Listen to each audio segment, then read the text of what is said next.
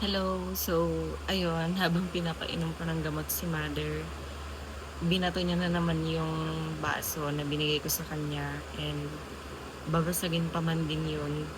Nag-shatter talaga dito lalo na sa part ng kwarto namin. Ayun yung kasama ko tuloy. And baka wala kasi yung walis hindi ko mawalisan dito sa loob and di ko alam kung paano ko kukunin. Sorry sa background. Yun yung mga underwears namin. Pinapasok ko na dito kasi baka mawala na naman. And tomorrow kasi papasok yung boyfriend ko. So, natatakot naman ako kung mabubuo siya. Kaya ang ginagawa ko is, inaano ko na lang siya.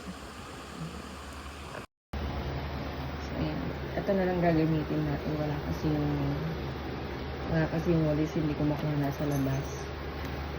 Siyempre, kapag lumabas ako, nakalak kasi yung bahay namin. Lalabas na rin si mother. Ayan si mother. Actually, ang nililinis ko na lang talaga dito sa house is yung floor. Kasi si mama kasi ang iniisip niya minsan, naglilinis siya ng house. Pero ang totoo, hindi siya naglilinis ng house. Ang totoo, ginugulo niya yung house. So, yung floor, super sticky.